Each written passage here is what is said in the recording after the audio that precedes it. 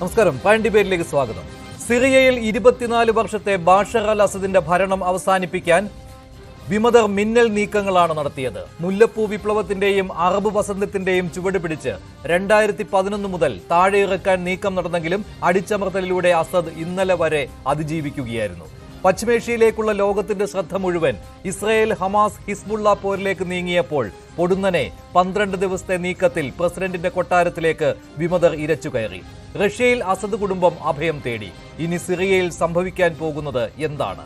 അസദിന്റെ ഏകാധിപത്യ ഭരണത്തിന് അന്ത്യമായെങ്കിലും ഇസ്ലാമിസ്റ്റ് ഭീകര ഭരണത്തിലേക്ക് സിറിയ പോവുകയാണോ? എരുതിയിൽ നിന്ന് വാറചട്ടിയിലേക്കോ സിറിയൻ ജനത? അടിച്ചമർത്തലിന്റെ കാലം കഴിഞ്ഞെന്ന് പറയുന്ന വിമത നേതാവ് ജുലാനിയുടെ അൽ ഖ്വയ്ദ ബന്ധം സിറിയ ഭീകരതയിലേക്ക് പോകുന്നുവെന്നതിന്റെ സൂചനയോ? ISIS ഇനി തല പൊക്കാതിരിക്കാൻ അമേരിക്കയും ഇസ്രായേലും ആക്രമണം കടുപ്പിക്കുന്നുണ്ടെങ്കിലും ജീവനും സ്വത്തിനും സംരക്ഷണം കിട്ടുമോ എന്ന ആശങ്കയിലാണ് ന്യൂനപക്ഷങ്ങൾ. അസദിന് പകരം സിറിയയിൽ വരാൻ പോകുന്നത് താലിബാൻ മോഡൽ ഭരണമോ? സിറിയ വീണ്ടും തീവ്രവാദ കേന്ദ്രമാകുമോ? അസദിന്റെ തകർച്ച സിറിയക്കാർക്ക് പ്രതീക്ഷ നൽകുന്നതോ? സിറിയയിൽ സർക്കാരിനെ തകർക്കാൻ കൂട്ടുനിന്ന ഇസ്രായേലിനും അമേരിക്കയ്ക്കും പുതിയ ഭരണകൂടവും തലവേദന ഉണ്ടാക്കില്ലേ? പ്രൈം ഡിബേറ്റ് ചർച്ച ചെയ്യുന്നു.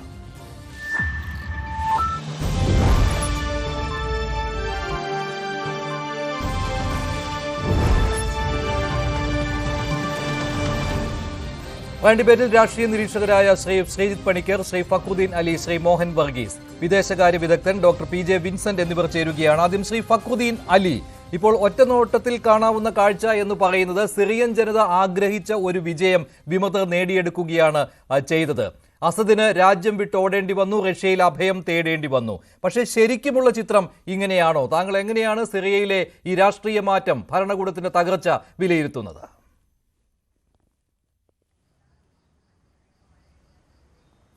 ഈ ജനം എന്നൊക്കെ പറഞ്ഞാൽ വളരെ വികേന്ദ്രീകൃതമായിട്ടുള്ള ഒരു അസ്തിത്വമാണ്. അത് ഏതെങ്കിലും ഒരു പോയിന്റ് ഓഫ് ടൈം വരുമ്പോൾ ഏതെങ്കിലും ഒരു വിഷയത്തിലേക്ക് അവരെല്ലാം യോജിക്കും. അതേസമയം തന്നെ ഒരു റാലിയും വരും, ഒരു പോയിന്റ് ഓഫ് ടൈം. ഇപ്പോൾ ഇറാനിയൻ വിപ്ലവം നടന്ന സമയത്ത് നമ്മൾ കണ്ടതാണ്. അമേരിക്കയ്ക്കും ഷാക്കിയെതിരെയുള്ള ഒരു വിപ്ലവമായിരുന്നല്ലോ അത്. അന്ന് ഈ കമ്മ്യൂണിസ്റ്റുകാർ, ഇസ്ലാമിസ്റ്റുകളെല്ലാം വളരെ ഒരുമിച്ച് ബായ് ആയിരുന്നു. ആ വിപ്ലവം നടന്നു അവിടെ ഇസ്ലാമിസ്റ്റ് ഭരണം എസ്റ്റാബ്ലിഷ് ചെയ്തതിന് അടുത്ത അവസരം ചെയ്തതെന്ന് അവിടെ കമ്മ്യൂണിസ്റ്റുകളുടെ തലവെട്ടായിരുന്നു. അപ്പോൾ ഇതാണ് ഈ പറയുന്ന ജനതയുടെ വികേന്ദ്രീകൃതമായിട്ടുള്ള ഒരു അസ്തിത്വത്തിൻ്റെ ഒരു ഉദാഹരണം. ഇവിടെ നമ്മളിപ്പോൾ കാണുന്ന അസദിനോട് വിവിധ തരത്തിലുള്ള എതിർപ്പുകളുണ്ട്. അതൊരു യാഥാർത്ഥ്യമാണ്. കാരണം വളരെ കാലമായിട്ട് അവിടെ അസദിനെയും മൂപ്പരുടെ വാപ്പാൻ്റെയും ഭരണമായിരുന്നു. പക്ഷേ അതിനെതിരായിട്ട് അവിടെയുള്ള ഓൾട്ടർനേറ്റീവ് എന്താണ്? ഓൾട്ടർനേറ്റീവ് ഒന്ന് ബാത്ത് പാർട്ടിനുള്ളിൽ തന്നെ അവർക്കെതിരെയുള്ള ചില വിമർശനങ്ങൾ, കുടുംബഭരണമാകുന്നു എന്നൊക്കെ പറഞ്ഞ വിമർശനങ്ങൾ ഉണ്ടായിരുന്നു.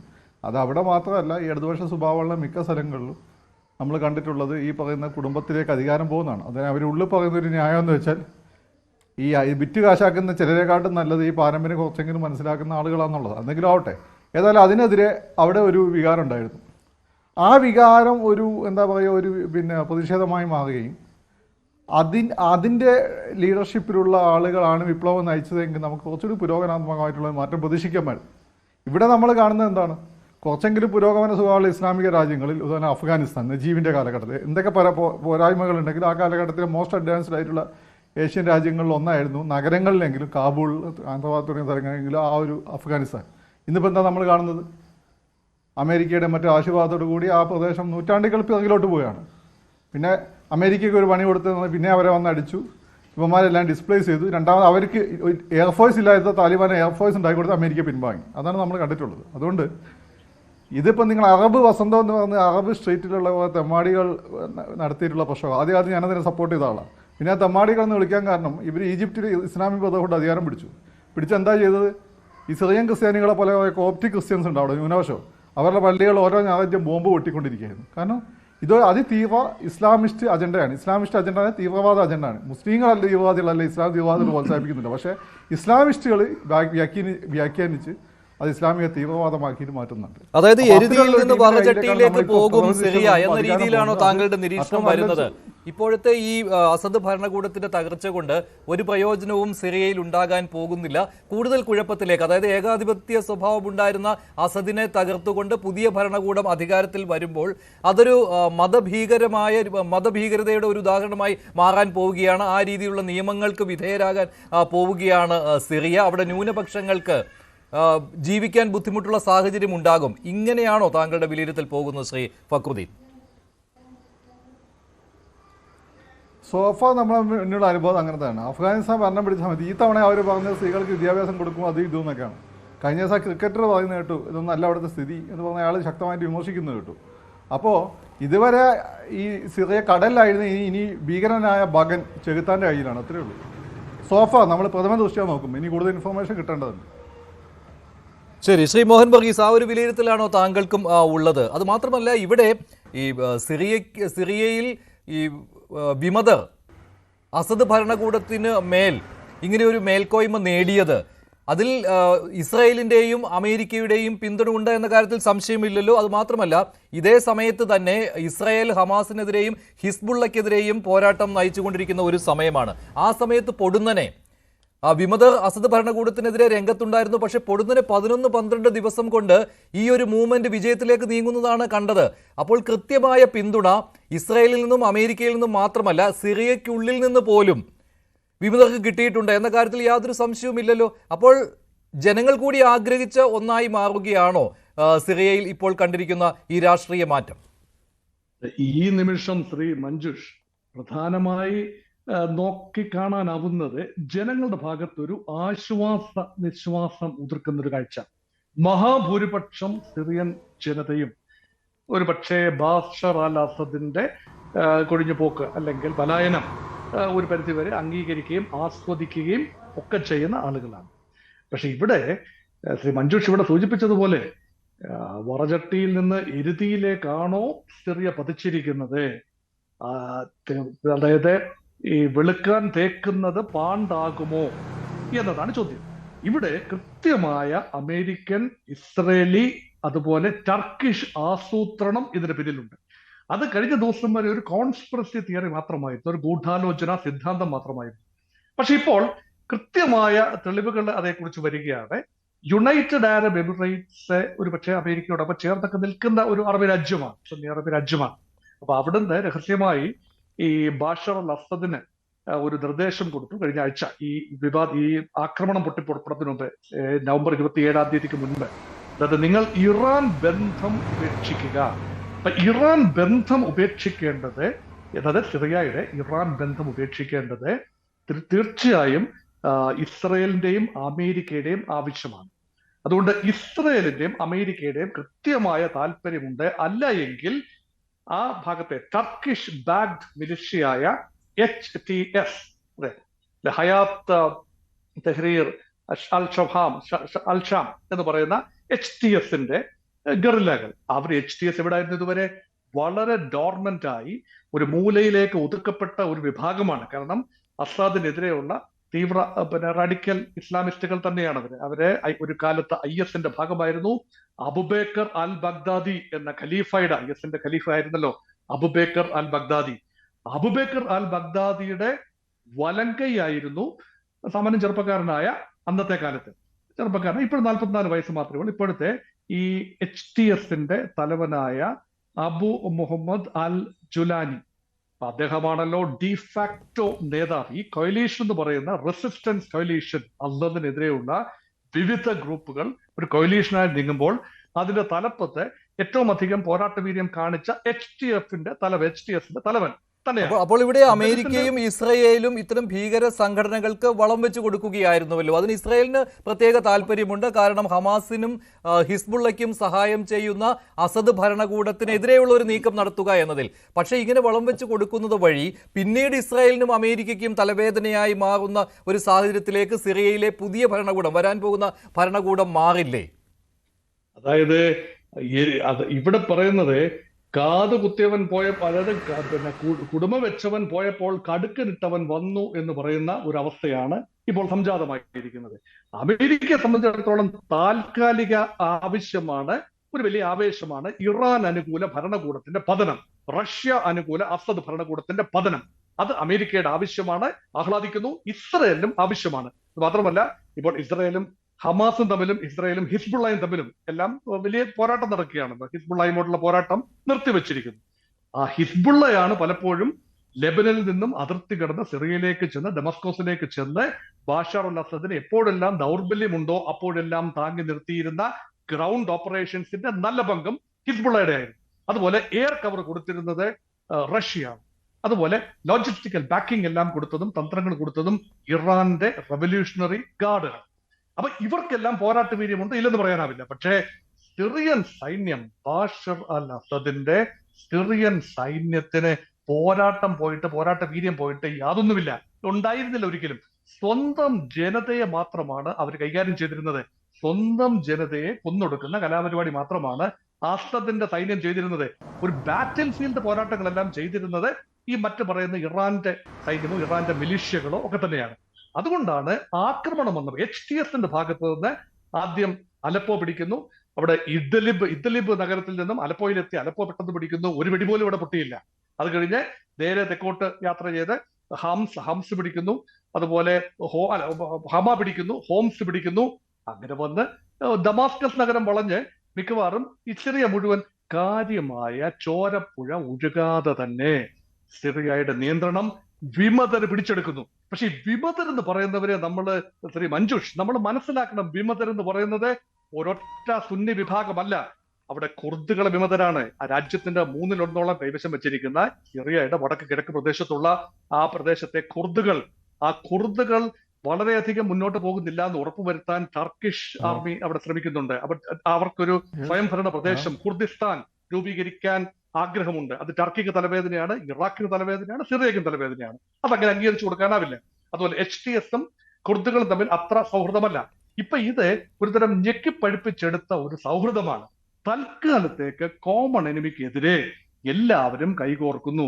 ഒരിക്കലും ചേരാത്ത വിഭാഗങ്ങൾ, 6 വിഭാഗങ്ങൾ. അമേരിക്കൻ സൈനിക സാന്നിധ്യമുണ്ട് അവിടെ. അമേരിക്ക ചെറിയ പ്രദേശത്ത്, പിന്നെ അമേരിക്കയുടെ ഒരു പട്ടാള സാന്നിധ്യമുണ്ട്, 1000-ഓളം പട്ടാളക്കാരുണ്ട് അവിടെ. ഇവരെല്ലാവരും ഒന്നിച്ച് നീങ്ങുകയാണ്. പക്ഷെ ഇപ്പോൾ ആരാകും ഇനി ഭരണകൂടത്തിൽ ഒരു ഗ്രാൻഡ് കൊയലീഷൻ സമ്പ്രദായമാണ് വരുന്നത്. ഇവർ പറയുന്നത് സിറിയൻ നാഷണൽ കൊയലീഷൻ. അതിനൊരു നേതാവ് ഇപ്പൊ അവിടെ ഉണ്ടെന്നാണ് പറയപ്പെടുന്നത്. ഹാദി അൽ ബഹ്റ എന്നൊരു നേതാവ് ഇവിടെ ഉണ്ടെന്നാണ്. ശരി, ശ്രീജിത്ത് പണിക്കർ, ഒരു വിമത സൈന്യത്തിന് സിറിയ കീഴടക്കാൻ എടുത്തത് 10, 11, 12 ദിവസം മാത്രമാണ്. അപ്പോൾ സിറിയയ്ക്കുള്ളിൽ നിന്ന് തന്നെ വേണ്ടത്ര പിന്തുണ കിട്ടിയിട്ടുണ്ടല്ലോ ജുലാനിയുടെ സംഘത്തിന് എന്ന കാര്യത്തിൽ സംശയമില്ലല്ലോ. സിറിയൻ പ്രധാനമന്ത്രി പോലും ഇതിന് പിന്തുണ നൽകിയിരിക്കുന്നു എന്ന് ഇപ്പോഴത്തെ അതിനുശേഷം നടന്ന രാഷ്ട്രീയ നീക്കങ്ങളുടെ സൂചനയാണല്ലോ. ഏത് ഭരണകൂടത്തെയും അംഗീകരിക്കാൻ തയ്യാറാണെന്ന് സിറിയൻ പ്രധാനമന്ത്രി പറയുന്നു, അസദ് രാഷ്ട്രീയ അഭയം തേടി റഷ്യയിലേക്ക് കടന്നതിന് പിന്നാലെ. അപ്പോൾ പാളയത്തിലും പടയുണ്ടായിരുന്നു അസദിനെതിരെ എന്ന കാര്യത്തിൽ യാതൊരു സംശയവും ഇല്ലല്ലോ. നിശ്ചയമായിട്ടുമില്ല. കാരണം അല്പം മുമ്പ് ശ്രീ മോഹൻ വർഗീസ് പറഞ്ഞതുപോലെ അവിടെ ഒരു സൈന്യം മാത്രമായിരുന്നില്ല. ഈ വിമത സൈന്യം എന്ന് പറയുന്നത് തന്നെ ഏതാണ്ട് 1/2 ഡസൻ വിവിധ യൂണിറ്റുകൾ ഒന്നിച്ച് ചേർന്നിട്ടാണ്. അപ്പോൾ ഈ HTSന്റെ ഒക്കെ പ്രധാനപ്പെട്ട ഒരു മേന്മയായിട്ട് ചിത്രീകരിക്കപ്പെടുന്നത് തന്നെ ഈ പല വിഭാഗങ്ങൾ, ഇങ്ങനെ പലരും അങ്ങോട്ടും ഇങ്ങോട്ടും തന്നെ പൊരുതിക്കൊണ്ട് നിന്നിരുന്ന ഈ വിഭാഗങ്ങളെല്ലാം തന്നെ അദ്ദേഹം ഒന്നിച്ചു കൊണ്ടുപോകാനായിട്ട് അദ്ദേഹത്തിന് സാധിച്ചു എന്നുള്ളതാണ് അദ്ദേഹത്തിൻ്റെ ഒരു മേന്മയായിട്ട് അദ്ദേഹത്തെ അനുകൂലിക്കുന്ന ആൾക്കാരൊക്കെ തന്നെ കാണുന്നത്.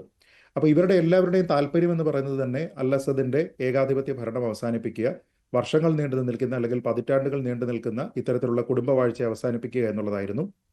പിന്നെ ഭരണത്തിന്റെ കഴിഞ്ഞ കുറച്ച് പതിറ്റാണ്ടുകളായിട്ട് അദ്ദേഹം വളരെ അൺപോപ്പുലറായിട്ട് മാറിയിട്ടുമുണ്ട്. നമുക്കത് കൃത്യമായിട്ട് അറിയാവുന്നതാണ്. ഈ 2011 മുതൽ ഇങ്ങോട്ടുള്ള ഒരു 1.5 പതിറ്റാണ്ടോളം വരുന്ന സമയം അദ്ദേഹം വളരെ അൺപോപ്പുലറായിട്ട് മാറുന്നുണ്ട്. പ്രത്യേകിച്ച് അവിടെ സാമ്പത്തികമായിട്ട് വലിയ ബുദ്ധിമുട്ടുണ്ടാകുന്നു, അവരുടെ എക്കോണമി തകരുന്ന രീതിയിലത്തേക്കുള്ള ഒരു അവസ്ഥ അവിടെ സംജാതമായിരുന്നു. അത് കൂടാതെ തന്നെ അദ്ദേഹത്തിൻ്റെ പല നയങ്ങളും ആൾക്കാരുടെ ഇടയിൽ സ്വീകാര്യതയില്ലാത്തതായിരുന്നു. പിന്നെ എത്രയൊക്കെ ആയാലും നമ്മൾ ഈ അടുത്ത കുറേ രാജ്യങ്ങളുടെ പതനത്തിനെ പറ്റി നോക്കിക്കഴിഞ്ഞാൽ, അല്ലെങ്കിൽ ഇത്തരത്തിലുള്ളൊരു ഭരണം പിടിച്ചെടുക്കുക എന്ന രീതി നോക്കിക്കഴിഞ്ഞാൽ, അവിടെ ഉണ്ടായിരുന്നതെല്ലാം തന്നെ ഡമ്മി ആണെങ്കിലും അല്ലെങ്കിലും ജനാധിപത്യ സ്വഭാവമുള്ള സർക്കാരായിരുന്നു. ഇപ്പോൾ അഫ്ഗാനിസ്ഥാനിൽ നോക്കിക്കഴിഞ്ഞാൽ ആ രീതിയിലത്തേക്കുള്ള ഒരു സർക്കാർ ഉണ്ടായിരുന്നു, ഒരു സിസ്റ്റം അവിടെ ഉണ്ടായിരുന്നു. ബംഗ്ലാദേശിൽ നമ്മൾ കണ്ടു, അവിടെ ഒരു ജനാധിപത്യ സർക്കാർ ഉണ്ടായിരുന്നു. ശ്രീലങ്കയിലാണെങ്കിലും സമാനമായിട്ടുള്ള ഒരു സാഹചര്യമായിരുന്നു. പക്ഷെ അതിൽ നിന്ന് ഇവിടെ ഉണ്ടാകുന്ന ഏറ്റവും പ്രധാനപ്പെട്ട വ്യത്യാസം, ഇവിടെ ഒരു ഏകാധിപത്യ ഭരണം പതിറ്റാണ്ടുകളായിട്ട് നിലനിൽക്കുന്നു, കുടുംബവാഴ്ച നിലനിൽക്കുന്നു എന്നുള്ളതാണ്. അപ്പോൾ അതിൻ്റെ ഭാഗമായിട്ട് ആൾക്കാരെ സംബന്ധിച്ചിടത്തോളം അവർ കൊണ്ടുവരുന്ന നയങ്ങൾ, നയപരിപാടികൾ, ആൾക്കാർക്ക് തൊഴിൽ കിട്ടുക തുടങ്ങിയ കാര്യങ്ങളുമായി ബന്ധപ്പെട്ട് എക്കോണമിയുടെ തകർച്ച, ഈ കാര്യങ്ങളെല്ലാം തന്നെ അസാദിനെ കഴിഞ്ഞ കുറച്ച് കാലമായിട്ട് വളരെ അൺപോപ്പുലർ ആക്കിയിട്ടുണ്ട്. അപ്പോൾ അതിനോടൊപ്പം തന്നെ അദ്ദേഹത്തിന് ഒരുപക്ഷെ ഏറ്റവും കൂടുതൽ സൈനിക സഹായം നൽകിയിരിക്കുന്ന 2 രാജ്യങ്ങൾ റഷ്യയും ഇറാനുമാണ്. ഈ 2 രാജ്യങ്ങളും കഴിഞ്ഞ കുറേ കാലമായിട്ട് അവരുടെ സൈന്യത്തിനെ കൃത്യമായ രീതിയിൽ ഈ സിറിയയ്ക്ക് കൊടുക്കാൻ കഴിയാത്ത രീതിയിലത്തേക്കുള്ള ഒരു സാഹചര്യത്തിലുമാണ്. യുക്രൈനിൽ ചുരുങ്ങിയ കാലം കൊണ്ട് യുദ്ധം അവസാനിക്കും എന്ന് പ്രതീക്ഷിക്കപ്പെട്ടുവെങ്കിൽ അത് ഉണ്ടായിട്ടില്ല. അപ്പോൾ റഷ്യയെ സംബന്ധിച്ചിടത്തോളം അവരുടെ സൈന്യത്തിൻ്റെ റീഡിപ്ലോയ്മെൻറ്റും മറ്റു കാര്യങ്ങളും എല്ലാം തന്നെ വളരെ ഫോക്കസ്ഡ് ആയിട്ട് നടക്കുകയാണ്. അപ്പോൾ അവർക്ക് സിറിയ എന്ന് പറയുന്നത് ഒരു ബാധ്യതയായി മാറുന്നുണ്ട്. അതേപോലെ തന്നെ ഇറാനെ സംബന്ധിച്ചിടത്തോളം ഇപ്പോൾ ഇസ്രായേലിൻ്റെ കണ്ണിലെ കരടായി മാറുന്ന സമയത്ത് അവരെ സംബന്ധിച്ചിടത്തോളം അവർക്ക് അവരുടെ മിലിറ്ററിയെ മൊബിലൈസ് ചെയ്യുന്നതിനുള്ള ബുദ്ധിമുട്ടുണ്ട്. ഒപ്പം ഇവർക്ക് സഹായമെല്ലാം തന്നെ നൽകുന്ന ലെബനനിലെ ഹിസ്ബുള്ളയൊക്കെ ആണെങ്കിലും അവർക്കെല്ലാവരും തന്നെ ഇപ്പോൾ മറ്റ് പല പല വാർ തിയേറ്ററുകളിലാണ്. അപ്പോൾ അതുകൊണ്ട് തന്നെ സിറിയയ്ക്ക് കൃത്യമായ രീതിയിലത്തേക്കുള്ള സഹായം അവിടെ എത്തിക്കാനായിട്ട് സാധിക്കുന്നില്ല. ഇതുകൂടി തിരിച്ചറിഞ്ഞുകൊണ്ടാണ് ഈ ഒരു നീക്കം ഉണ്ടായിരിക്കുന്നത്. അതുകൊണ്ട് തന്നെയാണ് ഈ ഒരു 1/2 ഡസനോളം വരുന്ന പല മിലീഷ്യകളെല്ലാം തന്നെ ചേർന്നിട്ട് ഒന്നിച്ചു പോകാനായിട്ട് അവിടെ ശ്രമിച്ചിരിക്കുന്നത്. ഇതിൽ തന്നെയുള്ള ഏറ്റവും പ്രധാനപ്പെട്ട ഒരു കാര്യം, മറ്റ് പല രാജ്യങ്ങളിലും ഇത്തരത്തിൽ ഇങ്ങനെ അധികാരം പിടിക്കുക, അല്ലെങ്കിൽ പ്രധാനമന്ത്രിയുടെയും പ്രസിഡന്റിൻ്റെയും ഒക്കെ വസതിയൊക്കെ കയ്യേറുക, ഈ സംഭവങ്ങളൊക്കെ നടന്നിരുന്നപ്പോൾ അതിൽ വളരെ ഉത്സാഹം പ്രകടിപ്പിച്ചിരുന്ന, വലിയ ആഹ്ലാദം പ്രകടിപ്പിച്ചിരുന്നത് പൊതുവെ പൊതുജനങ്ങളായിരുന്നില്ല, മറിച്ച് ആ വിഭാഗവുമായി ചേർന്ന് നിൽക്കുന്ന ആൾക്കാരായിരുന്നു.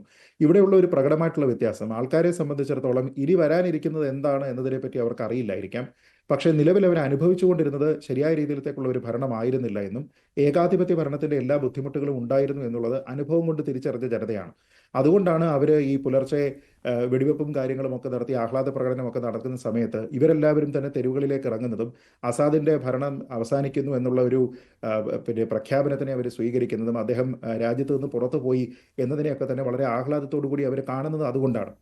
അപ്പോൾ ആ രീതിയിലത്തേക്കുള്ള ഒരു വ്യത്യാസമുണ്ട്. പിന്നെ നമ്മൾ എന്തൊക്കെ പറഞ്ഞു കഴിഞ്ഞാലും നേരത്തെ പറഞ്ഞതുപോലെ ഐസിസിൻ്റെ അല്ലെങ്കിൽ അൽഖ്വയ്ദയുടെയൊക്കെ തന്നെ ഒരു ഓഫ് ഷൂട്ടാണ് HTS എന്ന് പറയുമ്പോഴും അവർ കഴിഞ്ഞ കുറച്ച് കാലമായിട്ട് അവരുടേതായിട്ടുള്ള ഒരു ടൈപ്പ് ഓഫ് പൊളിറ്റിക്സ് ഉണ്ടാക്കാൻ വേണ്ടിയിട്ട് അവിടെ ശ്രമിച്ചിട്ടുണ്ട്. അതായത് ഇവരുടെ ഭാഗമായിട്ട് നിൽക്കുന്ന സമയത്ത് പോലും IS-ൽ നിന്ന് പിന്നീട് ഈ HTS രൂപീകരിക്കുകയും IS-ഉമായിട്ട് യാതൊരു വിധത്തിലുള്ള അഫിലിയേഷനും ഇല്ലാത്ത രീതിയിലത്തേക്ക് അവർ മാറുന്ന സമയത്ത് IS അവരുടെ പ്രവർത്തനങ്ങൾ അവിടെ നടത്തുന്നതിന് വേണ്ടിയിട്ട് മറ്റൊരു സംഘടന അവിടെ രൂപീകരിച്ചിരുന്നു. ആ ഒരു സംഘടന അതിനെ എന്താ പറയുക, അത് വളരെ റാഡിക്കലായിട്ടുള്ള ഒരു സംഘടനയാണ് എന്ന് പറഞ്ഞുകൊണ്ട് അതിനെ നിർവീര്യമാക്കുന്നതിന് HTS-ഉം ശ്രമിച്ചിട്ടുണ്ട്. അപ്പോൾ അങ്ങനെ നോക്കിക്കഴിഞ്ഞാൽ തീവ്രമായിട്ടുള്ള ആശയങ്ങൾ അല്ലെങ്കിൽ ഭീകരവാദത്തിനെ സ്പോൺസർ ചെയ്യുന്ന ആൾക്കാരാണ് ഇതൊക്കെയെങ്കിലും അതിൽ തന്നെ കൂടുതൽ ഭീകരവാദം പറയുന്ന IS പോലെയുള്ള സംഘടനകൾ അതാണ് റാഡിക്കൽ എന്ന് പറഞ്ഞുകൊണ്ട് അത്തരത്തിലുള്ള ഫോഴ്സുകളെയൊക്കെ ഇല്ലാതെയാക്കുന്നതിന് വേണ്ടിയിട്ട് ഇവർ കാര്യമായിട്ട് ശ്രമിച്ചിട്ടുണ്ട്. അപ്പോൾ ഇതൊക്കെ ഒരുപക്ഷെ സാധാരണക്കാരായിട്ടുള്ള ആൾക്കാരിൽ കുറച്ചുകൂടി ജനകീയമായിട്ടുള്ള ഒരു മുഖം ഒരുപക്ഷെ HTS-ലുണ്ട് എന്ന രീതിയിലത്തേക്കുള്ള ഒരു ധാരണയ്ക്ക് അല്ലെങ്കിൽ ഒരു തെറ്റിദ്ധാരണയ്ക്ക് വഴിവെച്ചിട്ടുണ്ടാകാം. അതുകൊണ്ട് തന്നെ വലിയ അതൃപ്തിയിൽ കഴിയുന്ന ഒരു ജനതയെ സംബന്ധിച്ചിടത്തോളം ഒരു റിസർജൻസ് എന്ന് പറയുന്നത് അവർ സ്വീകരിക്കുന്ന ഒരു കാര്യമാണ്. പിന്നെ പ്രധാനമന്ത്രിയുടെ കാര്യം നോക്കിക്കഴിഞ്ഞാൽ പ്രധാനമന്ത്രി പരസ്യമായിട്ട് പ്രഖ്യാപിക്കുന്നത് അധികാര തുടർച്ച എന്ന് പറയുന്ന ഒരു കാര്യം നടപ്പാക്കുന്നതിൻ്റെ ഭാഗമായിട്ടാണ് അദ്ദേഹം അവിടെ നിൽക്കുന്നത് എന്നാണ്. അതിൻ്റെ ഭാഗമായിട്ട് പുതുതായിട്ട് വരുന്ന ഒരു ഭരണകൂടം ആരാണെങ്കിലും അവിടെ തൽക്കാലം ഒരു ഇൻ്ററിം ഭരണമായിട്ട് നിന്നതിന് ശേഷം അത് കൈമാറ്റം ചെയ്യും എന്ന രീതിയിൽ പറയുന്നുണ്ട്. എന്തെങ്കിലും രീതിയിലത്തേക്കുള്ള സഹായം ഒരുപക്ഷെ അദ്ദേഹത്തിൻ്റെ ഭാഗത്തു നിന്ന് ഉണ്ടായിരിക്കാം. പക്ഷേ അത് റെസിപ്രോക്കേറ്റ് ചെയ്യാനായിട്ട് HTS-ഉം തയ്യാറാകുന്നുണ്ട്. HTS തന്നെ പറയുന്നത് അവിടെയുള്ള പ്രധാനപ്പെട്ട പബ്ലിക് ഇൻസ്റ്റിറ്റ്യൂഷൻസ് ഉണ്ട്. ഈ പബ്ലിക് ഇൻസ്റ്റിറ്റ്യൂഷൻസ് എല്ലാം തന്നെ നിലവിൽ പ്രധാനമന്ത്രിയുടെ നിയന്ത്രണത്തിൽ തന്നെ ആയിരിക്കുമെന്നും ഒരു അധികാര കൈമാറ്റം ഉണ്ടാകുന്ന സമയത്ത് അല്ലെങ്കിൽ ഒരു ഇന്ററിം എഗ്രിമെന്റ് ഉണ്ടാകുന്ന സമയത്ത് മാത്രം ഇത്തരത്തിലുള്ള ട്രാൻസിഷൻ പരിപാടികളും എല്ലാം നോക്കാമെന്നും, അതായത് ഒരു ജനാധിപത്യ സർക്കാരിലേക്ക് നീങ്ങുമെന്ന രീതിയിലുള്ള ഒരു പ്രതീതി ഉണ്ടാക്കുവാനായിട്ട് HTS ഇപ്പോൾ ശ്രമിച്ചു വരുന്നുണ്ട്. അതായത് അൽഖ്വയ്ദയുമായിട്ടും IS-ഉമായിട്ടും ഒന്നും ഞങ്ങൾക്കൊരു ബന്ധമില്ല എന്നുള്ള കാര്യം ജനങ്ങളെ ബോധ്യപ്പെടുത്തിക്കൊണ്ട് നിങ്ങൾക്ക് പ്രതീക്ഷ നൽകുന്ന ഒരു സർക്കാർ ആയിരിക്കും, അത് അസദ് ഭരണകൂടം പോലെ ആയിരിക്കില്ല, കഴിഞ്ഞ 24 വർഷത്തെ ആ ഭരണം അല്ല ഇനി ഉണ്ടാകാൻ പോകുന്നത് എന്ന പ്രതീക്ഷ നൽകുമ്പോൾ അത് സിറിയയിലെ ന്യൂനപക്ഷങ്ങൾക്കും പ്രതീക്ഷ നൽകുന്നതായിരിക്കുമല്ലോ. അങ്ങനെ ഒരു കണക്കുകൂട്ടൽ വേണോ വേണ്ടയോ ഇപ്പോൾ? അല്ല, തീർച്ചയായിട്ടും ആൾക്കാരെ സംബന്ധിച്ചിടത്തോളം അത് പ്രതീക്ഷ നൽകുന്നുണ്ടാവും. കാരണം അതല്ല എങ്കിൽ നമ്മൾ ഈ പറയുന്നത് പോലെ എരിചട്ടിയിൽ നിന്ന് വറചട്ടിയിൽ നിന്ന് എരുതിയിലേക്ക് അല്ലെങ്കിൽ എരുതിയിൽ നിന്ന് വറചട്ടിയിലേക്ക് എന്ന് പറയുന്ന അവസ്ഥ തന്നെയാണ്. ആൾക്കാരെ സംബന്ധിച്ചിടത്തോളം എന്തുകൊണ്ടാണ് അവർ പരസ്യമായിട്ട് ആഹ്ലാദം പ്രകടിപ്പിക്കുന്നത്, സാധാരണക്കാരായിട്ടുള്ള ആൾക്കാർ എന്തുകൊണ്ടാണ് ആഹ്ലാദം പ്രകടിപ്പിക്കുന്നത് എന്ന് വെച്ചാൽ അവർ അത്രത്തോളം അടിച്ചമർത്തപ്പെട്ടിരുന്ന ഒരു ഭരണകൂടത്തിൻ്റെ കീഴിലായിരുന്നു. അപ്പോൾ പുതുതായിട്ട് വരുന്ന ഒരു ഭരണകൂടം അങ്ങനെ ആയിരിക്കില്ല എന്നുള്ള ഒരു പ്രതീക്ഷ അവർക്കുണ്ട്. നേരെ മറിച്ച് നമ്മൾ ജനറലി കാണുന്ന ഒരു പെർസെപ്ഷൻ ഉണ്ടല്ലോ, അതായത് ഒരു ഏകാധിപത്യ സർക്കാരിനെ ഒരു ഭീകരവാദ ഗ്രൂപ്പ് വീഴ്ത്തുന്നു എന്ന് പറയുന്ന രീതിയിൽ തന്നെ ആയിക്കൊള്ളണമെന്നില്ല നിർബന്ധമായിട്ടും അവിടെയുള്ള ആൾക്കാർ ചിന്തിക്കുന്നത്. അവരെ സംബന്ധിച്ചിടത്തോളം ഒരു പക്ഷേ പുതിയൊരു ഭരണക്രമം അവിടെ ഉണ്ടാവുകയും ഇത്തരത്തിലുള്ള ഏകാധിപത്യത്തിനെ ഇല്ലാതെയാക്കുകയും പിന്നെ മറ്റു പല സംഘടനകൾ നേരത്തെ പറഞ്ഞിരുന്നത് പോലെയുള്ള IS-ന്റെ ഓഫ് ഷൂട്ടായിട്ടുള്ള ഹുറാസ് അൽദീൻ എന്നൊക്കെ പറയുന്ന സംഘടനകളെയൊക്കെ തന്നെ റാഡിക്കൽ സംഘടനകളാണ് എന്ന രീതിയിലത്തേക്ക് സ്റ്റാമ്പ് ചെയ്യുകയും ഒക്കെ ചെയ്തിരിക്കുന്ന ഒരു സംവിധാനത്തിൽ കൂടുതൽ പ്രതീക്ഷ ഒരുപക്ഷെ അവർക്കുണ്ടായിരിക്കാം. പക്ഷേ എന്തൊക്കെ പറഞ്ഞു കഴിഞ്ഞാലും ആത്യന്തികമായി ഇതൊക്കെ സ്റ്റെം ചെയ്തിരിക്കുന്നത് വളരെ തീവ്രമായിട്ടുള്ള ഭീകരവാദ ആശയങ്ങളിൽ നിന്നാണ്. അതുകൊണ്ട് പ്രാക്ടിക്കൽ ഇംപ്ലിമെന്റേഷൻ ലെവലിലേക്ക് വരുന്ന സമയത്ത് ഇടത്തെ കാലിലെ മന്ത് വലത്തെ കാലിലേക്ക് മാറുക എന്നുള്ള ഒരു പ്രവൃത്തി ആയിരിക്കാനുള്ള സാധ്യതയുണ്ട്. പക്ഷേ ഇവർക്കിപ്പോൾ ഉള്ള ഈ ജനങ്ങളുടെ ഇടയിൽ കിട്ടിയിരിക്കുന്ന സ്വീകാര്യതയെ നിലനിർത്തണമെങ്കിൽ ഒരുപക്ഷെ അവർക്ക് ചെയ്യേണ്ടുന്ന രണ്ട് കാര്യങ്ങളുണ്ട്. ഒന്ന്, ആ ജനതയ്ക്ക് സുസ്ഥിരമായിട്ടുള്ള ഒരു സർക്കാർ ഇവിടെ ഉണ്ടാകുമെന്ന രീതിയിലത്തേക്കുള്ള ഒരു ഉറപ്പുണ്ടാകണം. അതിനോടൊപ്പം തന്നെ അവർക്ക് വിദേശ നയം ഉണ്ടാകണം.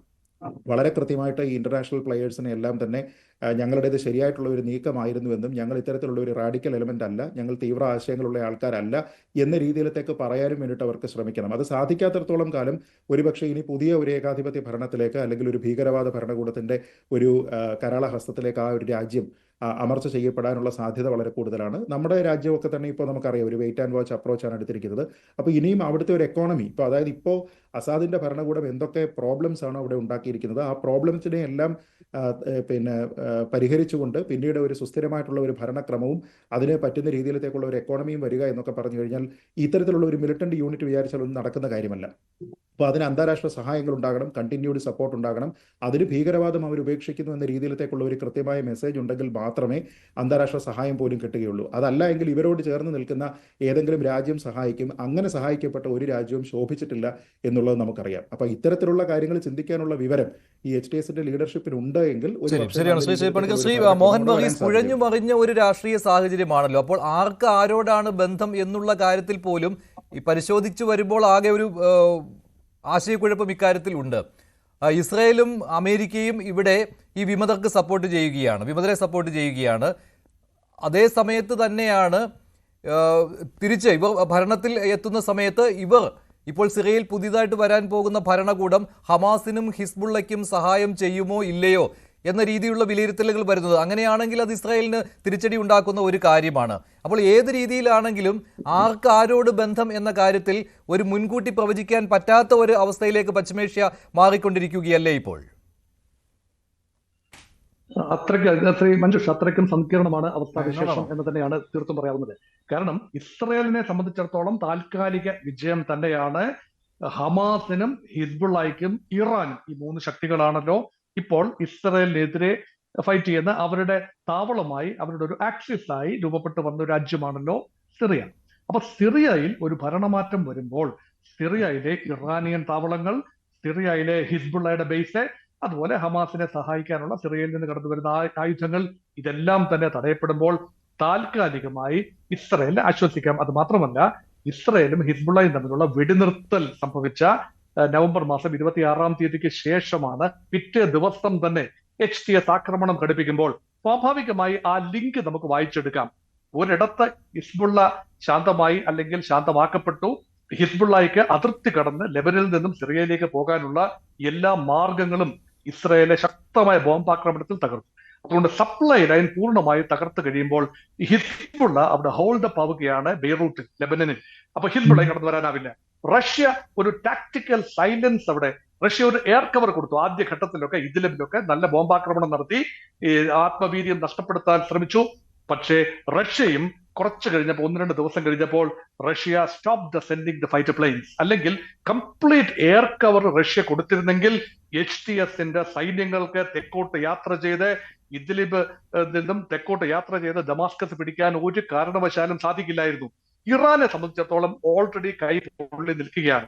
അതുകൊണ്ട് ഇറാന്റെ സൈന്യങ്ങൾ അവിടെ ട്രാപ്ഡ് ആയി പോയി കഴിഞ്ഞാൽ വലിയ മാസക്കറാണ് അവിടെ നടക്കാൻ പോകുന്നത്. അതുകൊണ്ട് ഇറാനും കാര്യമായി സൈന്യങ്ങളെ അയച്ച് സഹായിച്ചില്ല, അങ്ങനെ സഹായിക്കും എന്ന പ്രതീതി ഉണ്ടായിട്ട്.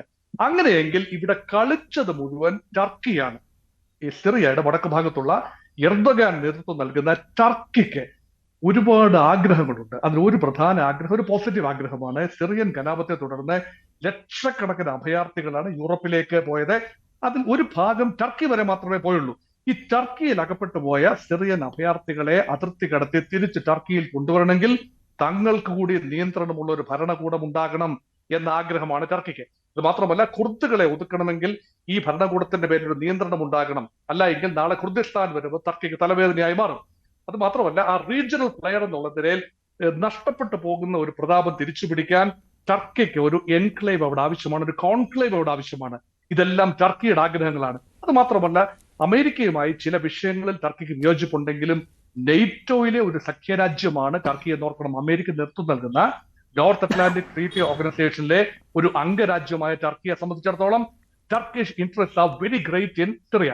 അപ്പൊ റഷ്യയുടെയും ഇറാന്റെയും പിടി അവിടെ അയയുമ്പോൾ അവിടെ ടർക്കി വലിയ തോതിൽ കടന്നു വരികയാണ്. അത് അമേരിക്ക ഒബ്ജക്ട് ചെയ്യാത്തിടത്തോളം കാലം, അമേരിക്കയുടെ താല്പര്യങ്ങളെ സംരക്ഷിക്കുന്നിടത്തോളം കാലം കുർദ് മേഖലയിൽ മാത്രമാണ് അമേരിക്കയുടെ താല്പര്യം പ്രധാനമായിട്ടുള്ളത്. സിറിയ ആര് ഭരിക്കുന്നു എന്നുള്ളത് അമേരിക്ക വലിയ വിഷയമല്ല.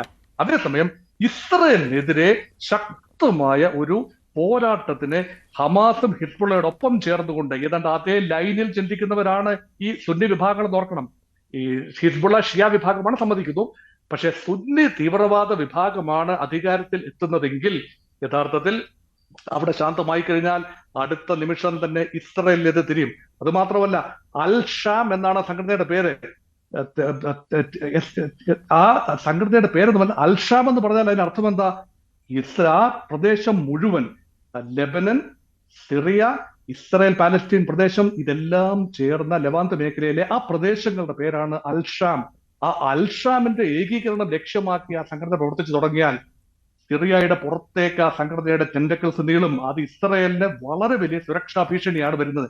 അതുകൊണ്ട് ഒരു സ്റ്റേറ്റ് ആക്ടറായ ടർക്കി സിറിയയുമായി ഡീൽ ചെയ്യുന്നതിനേക്കാൾ ബുദ്ധിമുട്ടാകും നോൺ സ്റ്റേറ്റ് ആക്ടേഴ്സിന്റെ ഒരു കോൺഗ്ലാമറേഷൻ ഒരു സ്റ്റേറ്റ് ആക്ടറായി വരുമ്പോൾ ഉണ്ടാകുന്ന അനിവാര്യമായ. ശരി, അതായത് IS ഏത് രീതിയിലാണോ തലവേദന ഉണ്ടാക്കിയത് അതേ രീതിയിലേക്ക് ഈ സംഘടന വളരുമോ എന്നുള്ള കാര്യമാണല്ലോ താങ്കൾ ആശങ്കയോടുകൂടി സൂചിപ്പിച്ചത്. ശ്രീ ഫക്രുദ്ദീൻ അലി, ഈ അബു അഹമ്മദ് അൽ ജൊലാനി അമേരിക്ക നേരത്തെ തലയ്ക്ക് വിലയിട്ടിരുന്ന ആളാണ്. ഇപ്പോൾ പക്ഷേ അമേരിക്ക ഇതേ ആളെ വെച്ച് കളിക്കുകയാണ് സിറിയയിൽ ചെയ്തത്.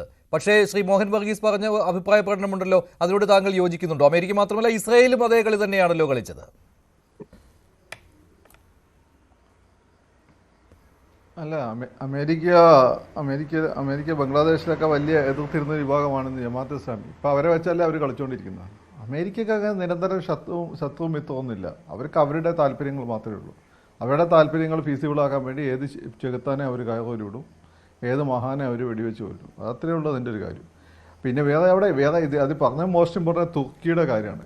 എനിക്ക് സത്യത്തിൽ പലപ്പോഴും തോന്നിയിട്ടുള്ളത് ഈ IS-നേക്കാളും പേടിക്കണം തുർക്കീനെ, എർദോഗാനെ എന്നാണ്. ഞാൻ ആദ്യമൊക്കെ എർദോഗാൻ്റെ വലിയൊരു ഫാനായിരുന്നു.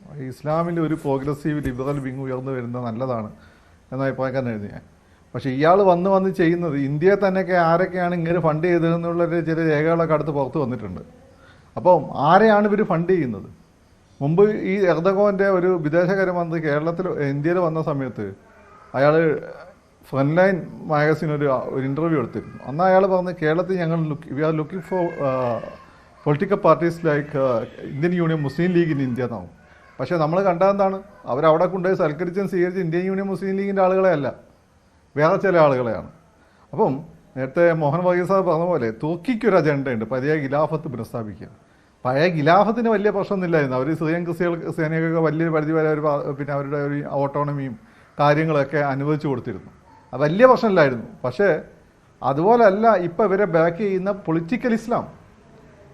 ഞാനത് കൃത്യമായി പറയാൻ കാരണം, ഈജിപ്തിൽ തെഹ്രീർ സ്ക്വയറിൽ വിപ്ലവം നടന്ന സമയത്ത് ഞാൻ അന്ന് BBC നിരന്തരം കണ്ട് അതിനെ സപ്പോർട്ട് ചെയ്ത ഒരാളാണ്. കാരണം അവിടെ പുതിയ കുട്ടികൾ വരുന്നു, ജനാധിപത്യ വിപ്ലവത്തിൽ തുടക്കമാകുന്നു എന്നാണ് വിചാരിച്ചത്. അതിൻ്റെ തുടക്കമായിരുന്നു ടുണീഷ്യ, ഈജിപ്റ്റ്, പിന്നെ അടുത്ത സിറിയയിൽ വിജയിച്ചില്ല, ബഹ്റൈനിലും സൗദി അറേബ്യയിലും അടിച്ചമർത്തി. പക്ഷേ എന്തായിരുന്നു കാര്യം? അവർക്ക് വിപ്ലവം നടത്തി അധികാരം പിടിച്ചപ്പോൾ നമ്മൾ കണ്ടത് അതിതീവ്ര പിന്നെ ഇസ്ലാമിസ്റ്റുകളായിട്ടുള്ള ഇസ്ലാമിക് ബ്രദർഹുഡ് അധികാരത്തിൽ വരുന്നതാണ്. മുർസിയുടെ നേതൃത്വത്തിൽ എവിടെ? ഈജിപ്തിൽ. എന്താണ് അവർ ചെയ്തത്? അവിടെ ചെറിയൊരു ന്യൂനപക്ഷമുണ്ട്, കോപ്റ്റിക് ക്രിസ്ത്യൻസ്, ലൈക്ക് അവർ സിറിയൻ ക്രിസ്ത്യൻസ്. അവരെ പള്ളികളൊക്കെ നശിപ്പിച്ച് കളയായിരുന്നു. ഇപ്പോൾ ചരിത്ര പ്രധാനമായ പള്ളികളാണ്. നമ്മളെ ഈ ഔദ്യോഗികമായിട്ടുള്ള 4 ഗോസ്പലുകളിൽ കിട്ടാത്ത അല്ലെ ഉൾപ്പെടുത്താത്ത ഒരുപാട് അപ്പോക്രിപ്റ്റ ഗ്രന്ഥങ്ങളൊന്നും മറ്റാണ് ക്രിസ്ത്യാനികൾ അതിനെപ്പറ്റി പറയാം. ഇതിൻ്റെ പലതിനെ ചുരുളുകളൊക്കെ അവിടെ നിന്നാണ് കിട്ടിയിട്ടുള്ളത്. വളരെ പ്രധാനപ്പെട്ട ഏറ്റവും ഏൻഷ്യൻ്റ് ആയിട്ടുള്ള ജീസസിൻ്റെ എനിക്കൊന്നൊരു ഒരു പടം അവിടുത്തെ ഒരു പള്ളിയിലാണുള്ളത്.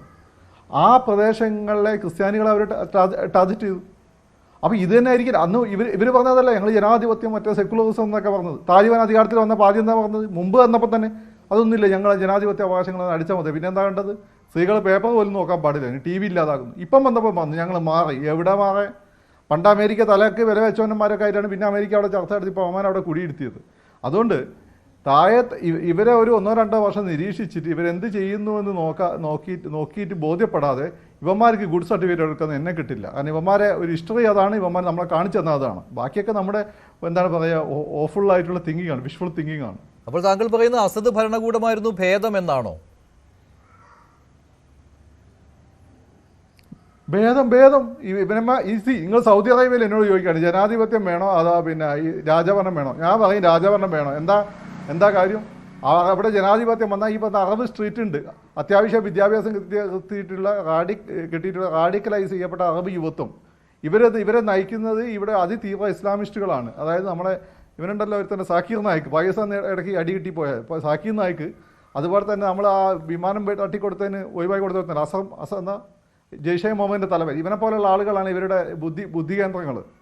ഇവർ രാജഭരണം പോയി കഴിഞ്ഞാൽ അടുത്ത് വരാൻ പോകുന്നത് ഇവർ ഇസ്ലാമിസ്റ്റ് ഭരണമാണ്. പിന്നെ ലോകം മൊത്തം ഇവർ ഇസ്ലാമിസ്റ്റ് ആക്കാൻ നോക്കും.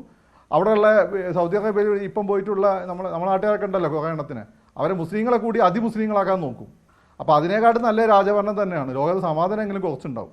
2, ഈ ഇസ്രായേലിനും അമേരിക്കയ്ക്കൊക്കെ തന്നെ അസദിനെ ആക്രമിക്കുക എന്നുള്ള അത്ര എളുപ്പമല്ല. അസദിനെ ആക്രമിച്ചാൽ അവരുടെ രാജ്യത്ത് തന്നെ ചിലപ്പോൾ ശക്തമായ എതിർപ്പുകൾ ഉണ്ടാവും.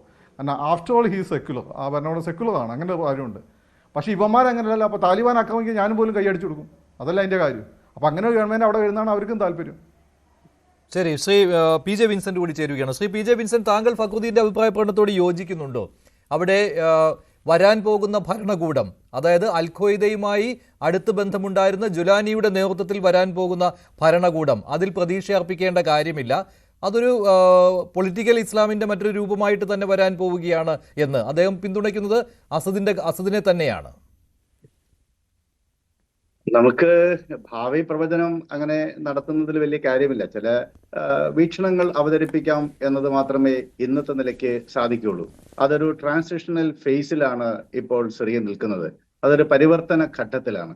ഏത് രൂപത്തിലാണ് അത് സ്വയം പരിവർത്തനത്തിന് വിധേയമാവുക എന്നതിനെ ആശ്രയിച്ചായിരിക്കും ആ രാജ്യത്തിന്റെയും ഇപ്പോൾ HTSന്റെയും ഭാവി.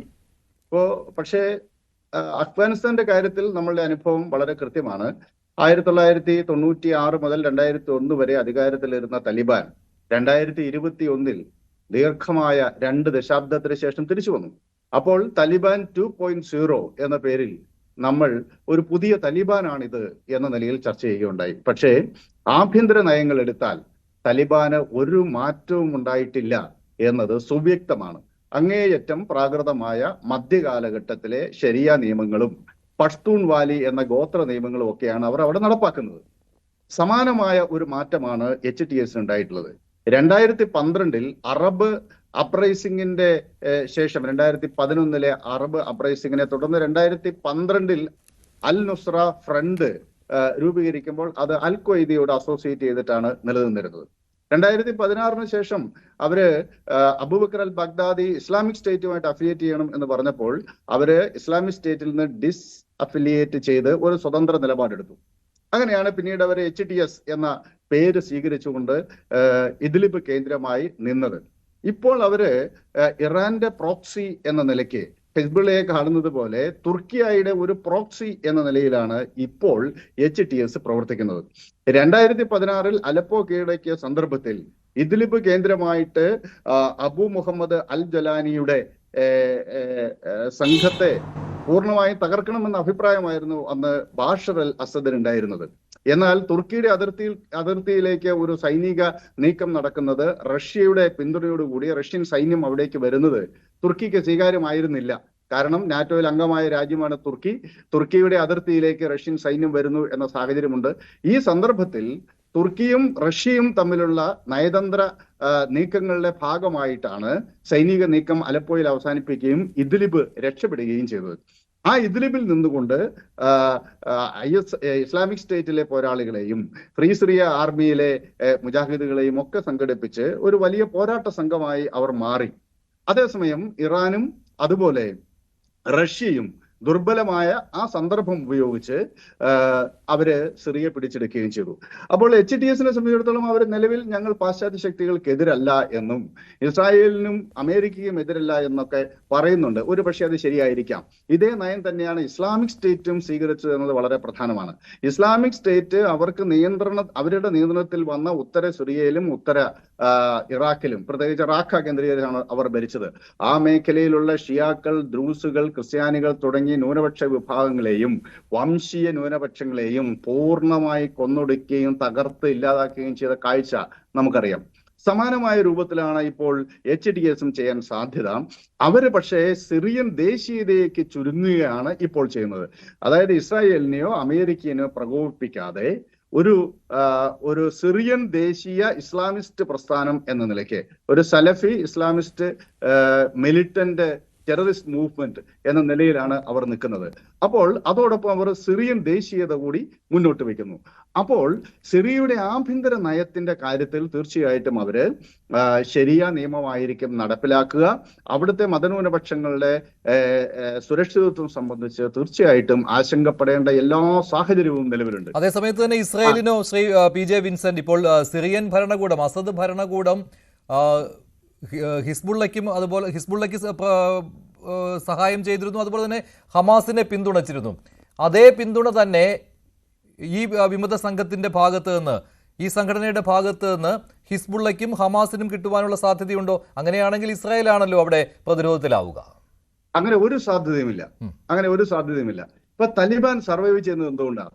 താലിബാൻ സർവൈവ് ചെയ്യുന്നത് അവര് അൽ ഖ്വയ്ദയുമായിട്ടും ആഗോള ഇസ്ലാമിക ഭീകര പ്രസ്ഥാനങ്ങളുമായിട്ടുള്ള അവരുടെ ബന്ധം വിച്ഛേദിക്കുകയും അമേരിക്കൻ വിരുദ്ധ, പാശ്ചാത്യ വിരുദ്ധ പ്രഘോഷണങ്ങളിൽ നിന്ന് പിന്നോട്ട് പോവുകയും അഫ്ഗാനിസ്ഥാന്റെ ടെറിട്ടറിയിലേക്ക് ചുരുങ്ങുകയും ചെയ്തുകൊണ്ടാണ് ഇപ്പോൾ അവരവിടെ സർവൈവ് ചെയ്യുന്നത്. ഈ അനുഭവം HTSന് മുന്നിലുണ്ട്. അവര് ഇസ്രായേലിനെതിരെ തിരിഞ്ഞു കഴിഞ്ഞാൽ അവരുണ്ടാവില്ല. വളരെ എളുപ്പം അവര് തകർക്കപ്പെടുമെന്ന വസ്തുത അവർക്കറിയാം. മാത്രവുമല്ല, ഇപ്പോൾ ഈ HTSനെ സംബന്ധിച്ചിടത്തോളം അവർ ഇസ്രായേലിനെതിരായിട്ട് ഒരു നിലപാട് സ്വീകരിച്ചില്ല എന്നുള്ളത് കാണണം. പ്രധാനപ്പെട്ട ഒരു വസ്തുത, ആ മേഖലയിൽ രൂപപ്പെട്ടു വന്ന ഷിയ സഖ്യം, അതിൽ 3 രാജ്യങ്ങൾ ഉണ്ടായിരുന്നു. അത് ഇറാനും ഇറാഖും സിറിയയുമായിരുന്നു. ആ സിറിയ ഇന്നില്ല.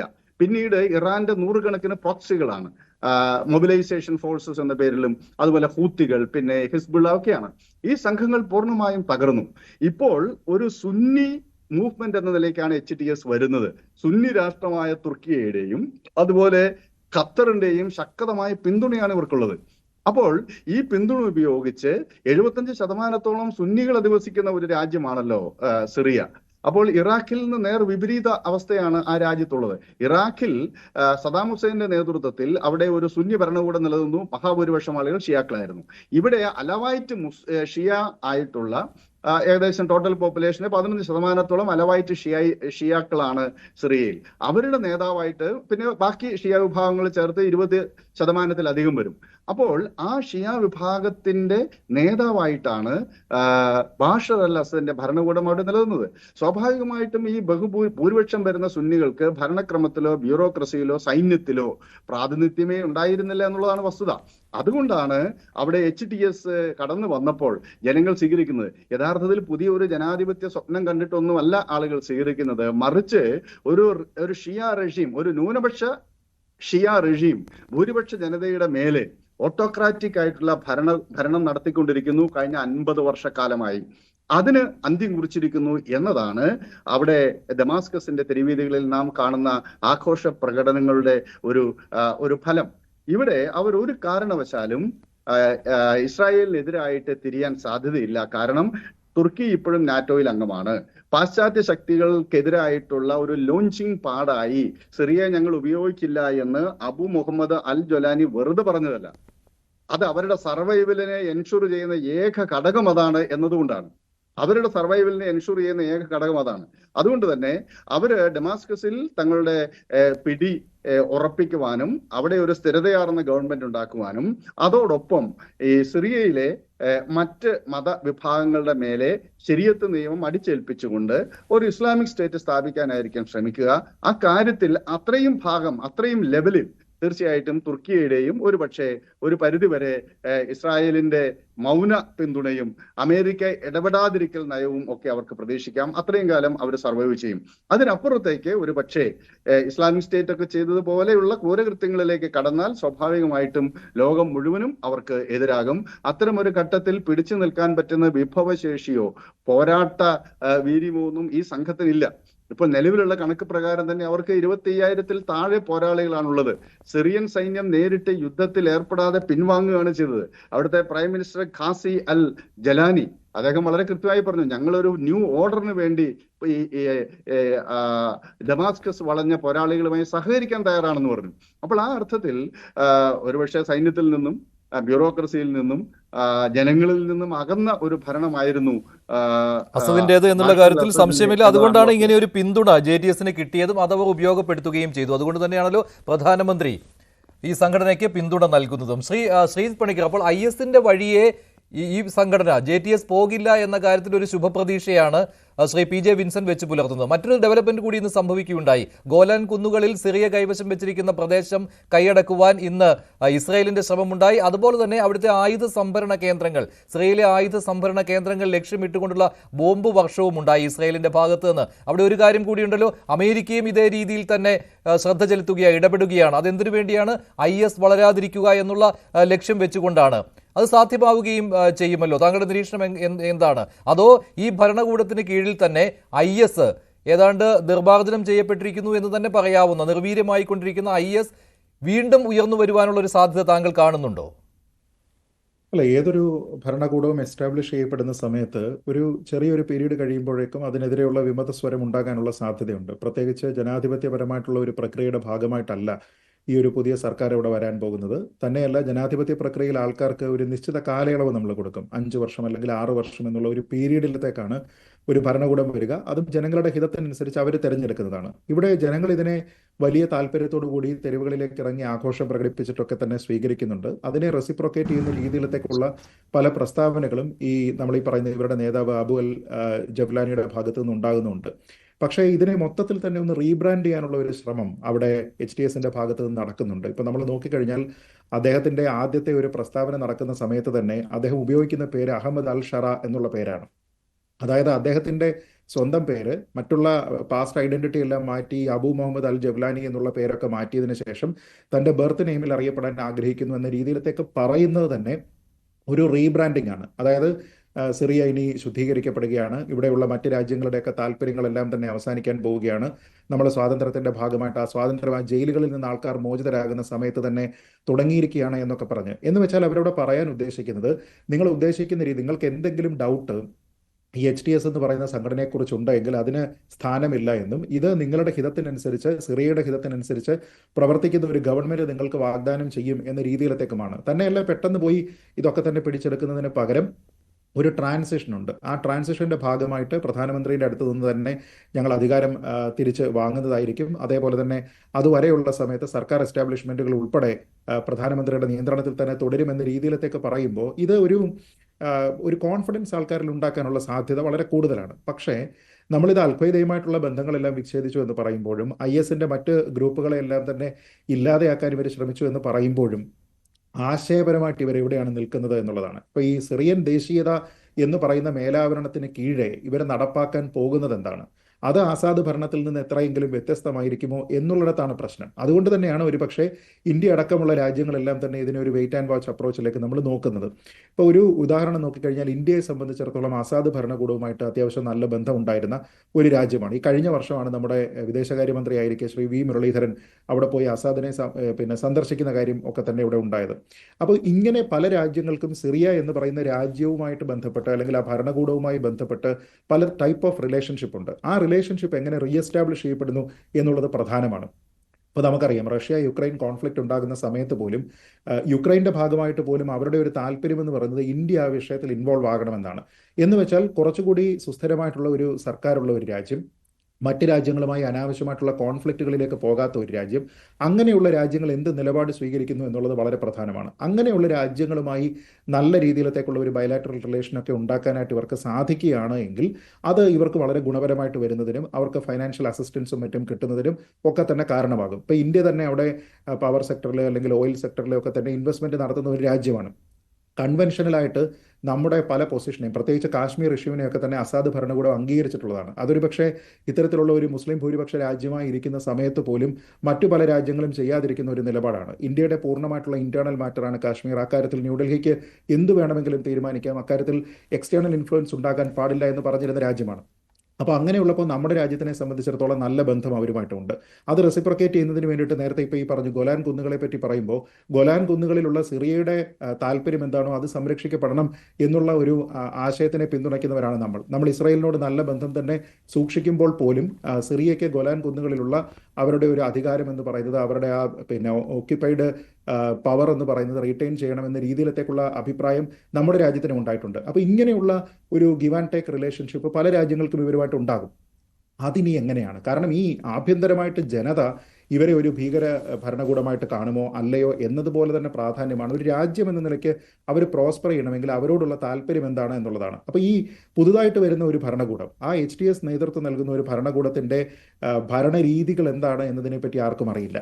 ജനങ്ങൾ അവരോട് എങ്ങനെയാണ് അവരോട് ചേർന്ന് പ്രവർത്തിക്കുകയാണോ, ഇനി അവരുമായി ബന്ധപ്പെട്ട് മറ്റു വിമത സ്വരം അവിടെ ഉണ്ടാകാനുള്ള സാധ്യതയുണ്ടോ, ഇതിനെപ്പറ്റി അറിയില്ല. അപ്പം നിലവിൽ ഒരുപക്ഷെ ഇതിൽ ഡയറക്ട്ലി ഇൻവോൾവ് ആയിട്ടുള്ള ഇന്റർനാഷണൽ ആക്ടേഴ്സിന് അപ്പുറത്തേക്ക് മറ്റുള്ള രാജ്യങ്ങളെ സംബന്ധിച്ചിടത്തോളം ഒരു വെയിറ്റ് ആൻഡ് വാച്ച് അപ്രോച്ച് ഉണ്ടാകും. അപ്പോൾ ഇവരുടെ ഒരു റീഡെവലപ്മെന്റ് അല്ലെങ്കിൽ ഒരു റീബിൽഡിംഗ് പ്രോസസ്സ് എന്ന് പറയുന്നത് ഇപ്പോൾ ഇവരെ അധികാരം പിടിച്ചെടുത്തതുപോലെ 12 ദിവസത്തിനുള്ളിൽ നടക്കുന്ന കാര്യമല്ല. അതിന് വർഷങ്ങളെടുത്തേക്കും. ആ ഒരു സമയത്ത് ഇവർ എത്ര കോൺഫിഡൻസ് മറ്റുള്ളവർക്ക് കൊടുക്കുന്നു എന്നുള്ളതാണ് പ്രധാനം. താങ്കൾ പൂർണ്ണമായിട്ടും നേരത്തെ ഫക്രുദ്ദീൻ പറഞ്ഞതുപോലെ പൂർണ്ണമായിട്ടും ഈ ഭരണകൂടത്തെ തള്ളി പറയുന്നില്ല. ഇങ്ങനെ പുതുതായിട്ടൊരു ഭരണമാറ്റം ഉണ്ടാകുമ്പോൾ പ്രതീക്ഷയോടെയാണ് താങ്കൾ കാണുന്നത്, അല്ലേ? അല്ല, അങ്ങനെ പൂർണ്ണമായിട്ട് പറയാൻ കഴിയില്ല. കാരണം ഇതിലൊരു സെൻസ് ഓഫ് ഇൻകൺസിസ്റ്റൻസി ഉണ്ട്. ഇതിലൊരു സെൻസ് ഓഫ് എന്താ നമുക്ക് പറയാം, ഒരു അൺസർട്ടനിറ്റി ഉണ്ട്. ആ അൺസർട്ടനിറ്റി എന്ന് പറഞ്ഞു കഴിഞ്ഞാൽ ഇവർ പറയുന്ന കാര്യങ്ങൾ ഇവർ പ്രവൃത്തിയിലേക്ക് കൊണ്ടുവരുമോ എന്നുള്ളതാണ്. ഇപ്പോൾ നമ്മൾ കേൾക്കുന്നത് മുഴുവൻ സ്റ്റേറ്റ്മെന്റ്സ് ആണ്. ഇപ്പോൾ ഈ സിറിയയെ ശുദ്ധീകരിക്കും, സിറിയയുടെ ബൗണ്ടറികളെല്ലാം തന്നെ സംരക്ഷിക്കും, ഇവിടെയുള്ള മറ്റ് രാജ്യങ്ങളുടെ, ഇറാന്റെയും മറ്റും താല്പര്യത്തിന്, മറ്റ് രാജ്യങ്ങളുടെ എല്ലാം താല്പര്യത്തിനെ നമ്മൾ എതിർക്കും തുടങ്ങിയ കാര്യങ്ങളൊക്കെ ഇവരിവിടെ പറയുന്നു എന്നതിനപ്പുറത്തേക്ക് പ്രാക്ടിക്കൽ ഇംപ്ലിമെന്റേഷൻ ലെവലിലേക്ക് ഇവർ പോകുന്ന സമയത്തേക്ക് ഇവർ എന്ത് ചെയ്യും? അവിടെ നേരത്തെ ഈ പറഞ്ഞതുപോലെ കാലഹരണപ്പെട്ട മതനിയമങ്ങളാണോ അവിടെ നടപ്പാക്കാൻ പോകുന്നത്? അവിടെയുള്ള ആൾക്കാർക്ക് കൂടുതലായിട്ടുള്ള സ്വാതന്ത്ര്യം കിട്ടുമോ? ഒരു ജനാധിപത്യ പ്രക്രിയ അവിടെ എസ്റ്റാബ്ലിഷ് ചെയ്യുമോ? അതല്ല എങ്കിൽ അസാദ് ഭരണകൂടവുമായിട്ട് ഇതിന് എന്താണ് വ്യത്യാസം?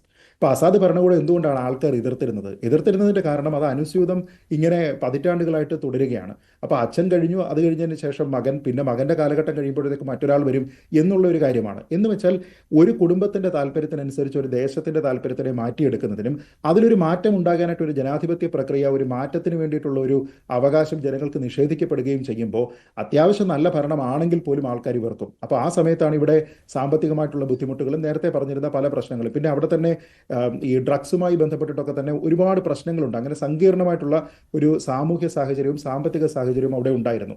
അപ്പോൾ അതിൽ നിന്ന് മോചനം കിട്ടുന്നതിന് വേണ്ടി പുതിയൊരു മാറ്റം ഉണ്ടാകുന്നു എന്ന രീതിയിലത്തേക്ക് പ്രതീക്ഷിക്കുന്ന ആൾക്കാരുണ്ടാകും. ഇത് ജനാധിപത്യത്തിൽ നടക്കും. പക്ഷെ ജനാധിപത്യത്തിൽ നമുക്ക് അറിയാവുന്ന ഒരു ബീസ്റ്റിനെയാണ് നമ്മൾ തിരഞ്ഞെടുക്കുക. ഇവിടെ ഒരു അൺനോൺ ബീസ്റ്റാണ്. അപ്പോൾ ഇവരും ആൾക്കാർക്ക് ഒരു 5 വർഷം കഴിയുമ്പോൾ അല്ലെങ്കിൽ 6 വർഷം കഴിയുമ്പോഴത്തേക്ക് അല്ലെങ്കിൽ ഒരു സ്റ്റേബിൾ ഗവൺമെന്റ് എസ്റ്റാബ്ലിഷ് ചെയ്തതിന് ശേഷം പിന്നീട് അതിനെ മാറ്റാനുള്ള അധികാരം ജനങ്ങൾക്ക് നൽകുന്നില്ല എങ്കിൽ പിന്നീട് കുറച്ചു കാലം കഴിയുമ്പോഴത്തേക്ക് ഇതും അസാദ് ഭരണകൂടവും തമ്മിൽ വ്യത്യാസമില്ലാതെയാകും. ശ്രീ മോഹൻ വർഗീസ് നേരത്തെ ശ്രീ ഫക്രുദ്ദീൻ അലി പറഞ്ഞ നിരീക്ഷണം, ആദ്യം ശ്രീ ഫക്രുദ്ദീൻ പറഞ്ഞ നിരീക്ഷണം ഇതായിരുന്നു: ഇതുവരെ കടലിലായിരുന്നു സിറിയൻ ജനത എങ്കിൽ ഇനി ചെകുത്താന്റെ മുന്നിലായിരിക്കുന്നു എന്നാണ്. അതിനോട് താങ്കൾ യോജിക്കുന്നുണ്ടോ ശ്രീ മോഹൻ വർഗീസ്? ശ്രീ മഞ്ജുഷ്, ചെകുത്താനും ചെങ്കടലിനും ഇടയിലാണ് ഇപ്പോൾ ജനത. തൽക്കാലത്തേക്ക് ഒരു ചെകുത്താനെ മാറ്റാൻ സിറിയൻ ജനതയ്ക്ക് കഴിഞ്ഞു. കാര്യമായ പ്രതിഷേധങ്ങൾ ഇല്ലാതെ തന്നെ, കാര്യമായ പോരാട്ടങ്ങൾ ഇല്ലാതെ തന്നെ HTSന് അധികാരം പിടിച്ചെടുക്കാൻ സാധിച്ചു. പക്ഷേ ഇനി വരാൻ പോകുന്നത് മുങ്ങിത്താഴുന്ന അലകടലിലേക്കാണോ സിറിയ പതിക്കാൻ പോകുന്നത്? അവിടെ ആഭ്യന്തരമായ മാറ്റങ്ങൾ പ്രതീക്ഷിക്കാം. തീർച്ചയായും ഞാൻ അംഗീകരിക്കുന്നു, മറ്റ് പാനലിസ്റ്റുകളുടെ അഭിപ്രായത്തിൽ പറഞ്ഞ കാര്യങ്ങളാണ്. മറ്റ് രാജ്യങ്ങൾ, അത് അമേരിക്കയുടെയോ യൂറോപ്യൻ രാജ്യങ്ങളുടെയോ മറ്റ് രാജ്യങ്ങളുടെയോ താല്പര്യങ്ങൾക്ക് എതിരായി പുതിയ കൊയലീഷൻ ഭരണകൂടം പ്രവർത്തിക്കാത്തടത്തോളം കാലം അവരെല്ലാം ഹാപ്പി. പക്ഷേ ആഭ്യന്തരമായി സിറിയൻ ജനതയുടെ കാര്യമോ നോക്കൂ, 5 ലക്ഷത്തിലധികം സിറിയൻ അഭയാർത്ഥികൾ, സിറിയക്കാരാണ് കഴിഞ്ഞ 14 വർഷത്തിനുള്ളിൽ ആഭ്യന്തര കലഹം തുടങ്ങിയ 2011 മുതൽ പിടിഞ്ഞു വീണത്. ഇത് മാത്രമല്ല 67 ലക്ഷം സിറിയക്കാർ അതിർത്തി വിട്ടുപോയി യൂറോപ്യൻ രാജ്യങ്ങളും ടർക്കിയിലും മറ്റു പലയിടങ്ങളിലുമായി പലായനം ചെയ്ത് അഭയാർത്ഥികളായി താമസിക്കുന്നു. യൂറോപ്പിന്റെ തന്നെ ഡെമോഗ്രാഫിക് കോമ്പസിഷൻ മാറിമറിയാൻ സിറിയൻ ക്രൈസിസ് കാരണമായി. അപ്പൊ അവിടെ സിറിയയെ സംബന്ധിച്ചിടത്തോളം അവശേഷിക്കുന്ന ജനം ആ ജനത്തിന് ആര് സുരക്ഷ നൽകും? ഒരു തീവ്ര ഇസ്ലാമിസ്റ്റ് ഒരു ഭരണകൂടം, ഒരുപക്ഷെ ഒരു സുന്നി ആധിപത്യമുള്ള ഇസ്ലാമിസ്റ്റ് ഭരണകൂടമായിരിക്കും. അവർ ഉയർത്തിപ്പിടിക്കാൻ സാധ്യതയുള്ളത് ഒരു സുന്നി അറബ് ദേശീയത തന്നെയായിരിക്കും. ഒരുപക്ഷെ അതിനൊരു ട്രാൻസ്നാഷണൽ മുഖം ഉള്ള ഒരു സംഘടനയാണ് ഈ ഖിലാഫത്ത്, ഖാലിഫിന്റെ. അപ്പൊ ഖാലിഫിനെ മുൻനിർത്തി ഉള്ള അൽ ഖൈദ എന്ന് പറയുന്നത്, അല്ലെങ്കിൽ IS എന്ന് പറയുമ്പോൾ അത് രാജ്യത്തിന്റെ അതിർവരമ്പുകളെ ഭേദിച്ചുകൊണ്ട് ഈ ലോകം മുഴുവൻ ഒരു ഖലീഫയുടെ കീഴിലേക്ക് വരിക എന്നുള്ളതാണ്. അങ്ങനെയല്ല, അവർ കുറച്ചുകൂടെ മോഡറേറ്റ് ആയി. സിറിയയ്ക്കുള്ളിൽ ഒരു ഇസ്ലാമിസ്റ്റ് ഭരണകൂടം അത് ഷാരിയയിലേക്ക് നീങ്ങുമോ? അവരുടെ ജീവിത രീതി വളരെയധികം റെഗുലേറ്റ് ചെയ്യപ്പെടുമോ? നോക്കൂ, പല അറബ് രാജ്യങ്ങളിൽ നിന്നും വിഭിന്നമായി അതീവ സങ്കീർണമായ ഒരു മൊസൈക്കാണ് ആ സിറിയൻ ജനതയുടെ കോമ്പസിഷൻ. അവിടെ അലാവികളുണ്ട്, അവർ 10% ഉണ്ട്. ഷിയ മുസ്ലിങ്ങൾക്ക് ആകമാനം 20% ബാക്കി സുന്നി മുസ്ലിങ്ങളാണ്. അത് തന്നെ പല അവാന്തര വിഭാഗങ്ങളുണ്ട്, ഡ്രൂസുകളുണ്ട്. അപ്പം ക്രിസ്ത്യൻസ് ഉണ്ട്. അത് അലപ്പോ നഗരത്തിലും ഡമാസ്കസ് നഗരത്തിലും സാമാന്യം നല്ല ക്രിസ്ത്യൻ സാന്നിധ്യമുണ്ട്. നമ്മുടെ തന്നെ കേരളത്തിലെ മലങ്കര സഭകളുടെ പലതിന്റെയും ഒരു ബിഷപ്പുമാർ വരുന്നത് ആ പ്രദേശത്തു നിന്നാണ്. അപ്പൊ അങ്ങനെ ക്രിസ്ത്യൻ ഒരു സാന്നിധ്യം ഉള്ള ഒരു സ്ഥലം എന്ന നിലയിൽ തീർച്ചയായും ആ പ്രദേശത്തിന് ഒരു വൈകാരികമായ പ്രാധാന്യമുണ്ട്. പാശ്ചാത്യ ലോകവും അവിടുത്തെ ക്രൈസ്തവരുടെ, കോപ്റ്റിക് ക്രിസ്ത്യൻസിന്റെ ഒരു സുരക്ഷ ഈജിപ്തിൽ പാശ്ചാത്യ രാജ്യങ്ങളുടെ കൂടെ കൺസേൺ ആണെന്ന് പറയുന്ന പോലെ സിറിയയുടെ ക്രിസ്ത്യാനികളുടെ ഒരു വെൽബീയിങ് ഇപ്പോൾ വളരെ കെയർഫുൾ ആയിട്ടാണ് കൈകാര്യം ചെയ്തിരിക്കുന്നത്. അലപ്പോയിലെ ക്രിസ്ത്യാനികൾ വളരെ സന്തോഷത്തിലാണ്, അവരെ യാതൊന്നും തൊട്ടിട്ടില്ല. അതുപോലെ ഡമാസ്കസിലെ ക്രിസ്ത്യാനികളും കാര്യമായ സുരക്ഷാ ഭീഷണി ഈ നിമിഷം നേരിടുന്നില്ല. പക്ഷേ നാളുകളിൽ ഒരു ഭരണകൂടം, ഈ പറയുന്ന പുതിയ ഭരണാധികാരി അധികാരത്തിൽ വന്നു കഴിഞ്ഞാൽ അൽ ജുലാനിയുടെ നേതൃത്വത്തിൽ ഒരു കൊയലീഷൻ ഗവൺമെന്റ് ആവും അധികാരത്തിൽ വരുന്നത്. ആ കൊയലീഷനിൽ ആരൊക്കെയാണ് വരുന്നത്? പക്ഷെ ഒരു രജതരേഖ എന്ന് പറയുന്നത് ദോഹ കേന്ദ്രീകരിച്ച് ഇറാനും ടർക്കിയും റഷ്യയും ചേർന്ന് കൂടിയാലോചനകളിലാണ്. അത് ഒരു ചേരാത്ത സഖ്യമാണ്. ടർക്കിയുടെ കൺട്രോളിലുള്ള ഒരു കക്ഷിയാണ് ഇപ്പൊ ജയിച്ചു നിൽക്കുന്നത്.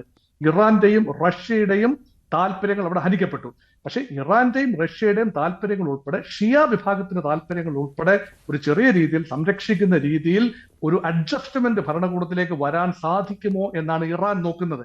അത് സാധിച്ചില്ലെങ്കിൽ മറ്റൊരു രീതിയിൽ അവിടെ വിപ്ലവം പൊട്ടിപ്പുറപ്പെടാം. ആദ്യം വിപ്ലവം വരാൻ പോകുന്നത് കുർദ് മേഖലയിലായിരിക്കും.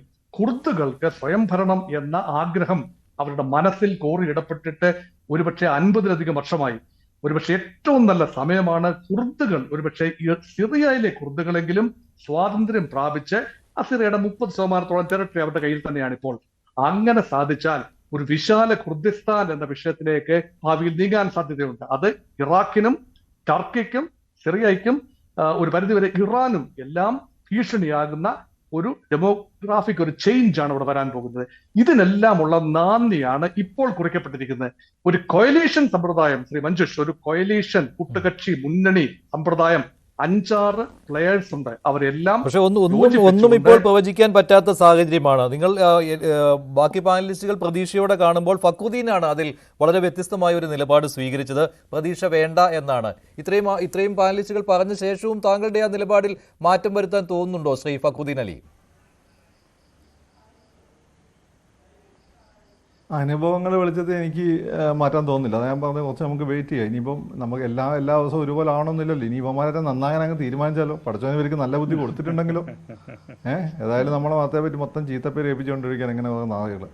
അപ്പോൾ ഇനി പഠിച്ചവൻ എന്താ ഇനി ഓക്കെ പിന്നെ നല്ല ബുദ്ധി കൊടുത്തേക്കാൻ തോന്നി നന്നാൻ തീരുമാനിച്ചാൽ എന്താ നമുക്ക് അറിയാൻ പറ്റും. എന്തായാലും സോഫ എനിക്ക് ഇവന്മാരെ ഒരു വിശ്വാസമല്ല. കാരണം എന്താ വെച്ചാൽ അമേരിക്ക ഉണ്ടായിരുന്നതുകൊണ്ട് ഇസ്രായേൽ ഉണ്ടായിരുന്നതുകൊണ്ടൊക്കെ ഇവന്മാരവിടെയൊക്കെ അത് പിടിച്ചിട്ടുണ്ട്. റഷ്യ അവിടെ കുടുങ്ങിപ്പോയി, ഇറാൻ അപ്പുറത്ത് കുടുങ്ങിപ്പോയി, കാര്യങ്ങളൊക്കെ ശരിയാണ്. അതിനിടയ്ക്ക് അവിടുത്തെ വർഗീയത കളിച്ചു, അതിനിടയ്ക്ക് ഇവന്മാർക്ക് അത് പിടിച്ചു എന്നുള്ളത് ശരിയാണ്. പക്ഷേ പിടിക്കാൻ ഇവന്മാരെ സഹായിച്ചൊരു ഫോഴ്സ് ഉണ്ട്, അത് ഇസ്ലാമിസ്റ്റ് ഫോഴ്സാണ്. IS ഒക്കെ ആയിട്ട് ബന്ധമുള്ള ഇസ്ലാമിസ്റ്റ് താലിബാനിസ്റ്റ് ഫോഴ്സാണ്. അപ്പോൾ ഇയാൾ ഈ പറയുന്ന പോലെ ഇപ്പോൾ ഇയാൾ പറഞ്ഞ വാക്ക് മുഖവിലേക്ക് എടുത്താൽ പോലും ആ രീതിയിൽ ജനാധിപത്യ സംവിധാനവും സെക്യുലറിസവും സ്ത്രീയും ക്രിസ്ത്യാനിയുടെ തൊടാതൊക്കെ ഇയാൾ മുന്നോട്ട് പോയി കഴിഞ്ഞാൽ അവന്മാരിളവും. കാരണം അവന്മാർ അതിന് വേണ്ടിയിട്ടല്ലല്ലോ, അവന്മാരുടെ ലക്ഷ്യം വേറെയാണല്ലോ, അവന്മാർക്ക് ഇസ്ലാമിക രാജ്യം സ്ഥാപിക്കുകയാണല്ലോ. അപ്പോൾ സ്വാഭാവികമായിട്ടും അവന്മാരിളകുമ്പോൾ അവന്മാരെങ്ങനെ ഡീൽ ചെയ്യുന്നു എന്നതിനെ ആശ്രയിച്ചിരിക്കും. അതായത് താലിബാന്റെയും അൽ ഖ്വയ്ദയുടെയും ഒരു സിറിയൻ ബ്രാഞ്ചായിട്ട് മാത്രമേ താങ്കൾ ഈ JTS-നെ കാണുന്നുള്ളൂ? തൽക്കാലം അങ്ങനെ കാണാമെന്ന് ഉപാധുള്ളൂ. അത് മാത്രമല്ല മറ്റ് ശക്തികളും, അതായത് IS പോലെയുള്ളവരും ഇവിടെ ഈ ഒരു ഭരണത്തിന് കീഴിലാണെങ്കിൽ ശക്തി പ്രാപിക്കുമെന്നാണോ താങ്കളുടെ നിലപാട്? അല്ല, അവർക്ക് അങ്ങനെ ഒരു പ്രതീക്ഷ ഉണ്ടാവുമല്ലോ, അവർക്ക് അങ്ങനെ ഒരു പ്രതീക്ഷ ഉണ്ടാവും സ്വാഭാവികമായിട്ടും. കാരണം എന്ന് വെച്ചാൽ അവരുടെ ഒരാൾ അവരുടെയായിട്ട് നമ്മളിപ്പോൾ അതല്ലേ ഈ പഴയ നക്സലുകൾക്ക് അവർ നക്സലീസൊക്കെ വിട്ടിട്ടാണ്, എങ്കിലും അവർക്ക് ഈ പറഞ്ഞ എവിടെയെങ്കിലും ഒരു വിപ്ലവം ലാറ്റിൻ അമേരിക്കയിലെ വെടിപൊട്ടിയൊക്കെ ഒരു സന്തോഷം ഉണ്ടാവും. അപ്പോൾ സ്വാഭാവികമായിട്ടും ഞമ്മൻ്റെ ഒരാൾ അവിടെ കയറിയിരിക്കുന്നത് നമ്മുടെ ആൾ മുസ്ലിം അല്ല ഞാൻ ഉദ്ദേശിക്കുന്നത്, താലിബാൻ IS. അപ്പോൾ നമ്മുടെ ഞമ്മൻ്റെ ആൾ അവിടെ കയറിയിരിക്കുന്നു നോക്കുമ്പോൾ കാര്യങ്ങൾ ഭാവിയിൽ നമ്മൾ വിചാരിച്ച പോലെ പോകും. ഇപ്പം തൽക്കാലം ഒന്ന് ക്ഷമിച്ചിരുന്നാൽ എന്നുള്ള ഫീലായിരിക്കും അവന്മാർക്ക്. അതല്ല എന്നൊക്കെ കാലം തെളിയിക്കേണ്ടതാണ്. അതുവരെ ഞാനും അവന്മാരെ വിശ്വസിക്കില്ല. ഇറാനിലൊക്കെ നമ്മൾ കണ്ടിട്ടുള്ള ഒരു എക്സാമ്പിൾ അതാണ്, ഈ ഹമാസിൻ്റെ എക്സാമ്പിൾ അതാണ്. ഇതെല്ലാം അങ്ങനെ തന്നെയാണ്. ശരി, ശ്രീ PJ വിൻസെന്റ്, ഫക്രുദ്ദീൻ ഇപ്പോഴും അക്കാര്യത്തിൽ ശുഭാപ്തി വിശ്വാസം പ്രകടിപ്പിക്കുന്നില്ല. അത് മുൻ അനുഭവങ്ങളുടെ വെളിച്ചത്തിലാണ്. അല്ല, അത് ഈ പുള്ളിപ്പുലിയുടെ പുള്ളി അത്ര എളുപ്പം മാഞ്ഞു പോവില്ല എന്നുള്ളത് വാസ്തവമാണ്. പക്ഷേ ഏതൊരു സംഘത്തിന്റെയും ഇമ്മീഡിയറ്റ് ഗോൾ, തൊട്ട് മുന്നിലുള്ള അവരുടെ ലക്ഷ്യം സർവൈവ് ചെയ്യുക എന്നുള്ളതാണ്. ഇവർക്ക് അവരുടെ ഇസ്ലാമിസ്റ്റ് ഐഡിയോളജി എന്ന് വെച്ചാൽ al Qaeda brand of political Islam മുന്നോട്ട് വെച്ചിട്ട് ഇവർക്ക് ഒരു നിമിഷം പോലും പിടിച്ചു നിൽക്കാൻ കഴിയില്ല, ആ മേഖലയിൽ സർവൈവ് ചെയ്യാനും സാധിക്കില്ല.